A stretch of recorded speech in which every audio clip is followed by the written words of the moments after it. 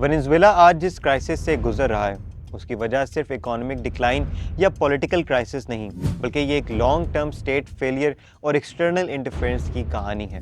ये crisis gradually develop हुआ और वक्त के साथ एक ऐसे ह्यूमैनिटेरियन डिज़ास्टर में तब्दील हो गया जिसने पूरे लैटिन अमेरिका को इफ़ेक्ट किया और ग्लोबल पॉलिटिक्स में एक नया कन्फ्लिक्ट पैदा किया। इस क्राइसिस का आगाज़ प्रेसिडेंट हुगो चैवेज़ के दौर में हुआ, जब हाई ग्लोबल ऑयल प्राइसेस ने स्टेट को बहुत ज़्यादा रिसोर्सेज दिए। अगर ये रिसोर्सेज इंस्टीट्यूशनल रिफॉर्म्स और इंडस्ट्रियल डेवलपमेंट पर लगाए जाते तो वेनेजुएला आज एक बिल्कुल डिफरेंट जगह खड़ा होता, लेकिन गवर्नमेंट ने शॉर्ट टर्म पॉलिटिकल पॉपुलैरिटी को प्रायोरिटी दी। 2003 के बाद फॉरेन एक्सचेंज और एसेंशियल गुड्स पर रिस्ट्रिक्शंस लगाई गईं, जिसने ब्लैक मार्केटिंग और करप्शन को फ़रोग दिया।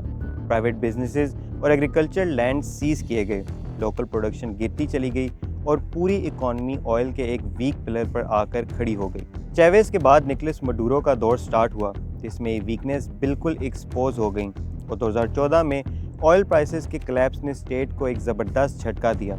लेकिन रिफॉर्म्स की बजाय और ज़्यादा कंट्रोल और पॉलिटिकल रिप्रेशन बढ़ गया। इन्फ्लेशन स्काई हाई हो गई और स्टेट फोर्सेस पर एक्स्ट्रा जुडिशल किलिंग के सीरियस एलिगेशन सामने आए। सिर्फ चंद सालों में लाखों लोग फूड इनसिक्योरिटी का शिकार हुए और लाखों लोग कंट्री छोड़कर चले गए, जिसे यूनाइटेड नेशन ने रीजन का लार्जेस्ट रेफ्यूजी क्राइसिस डिक्लेयर किया। इस दौरान यूनाइटेड स्टेट्स और यूरोपियन कंट्रीज़ ने वेनेजुएला पर ह्यूमन राइट्स और डेमोक्रेसी के नाम पर सैंक्शंस लगाए और 2019 में ऑयल सेक्टर पर सैंक्शंस की वजह से मुल्क की इकॉनमी और भी ज़्यादा स्क्वीज़ हो गई। ऑल्दो कुछ स्टडीज़ वेनेजुएला में होने वाली हज़ारों डेथ्स को इन सैंक्शंस से लिंक करती हैं, लेकिन एक बात क्लियर है कि वेनेजुएला का क्राइसिस इन सैंक्शंस से पहले ही शुरू हो चुका था और सैंक्शंस ने इन क्राइसिस को पैदा नहीं किया बल्कि इसे और ज़्यादा सवेयर किया।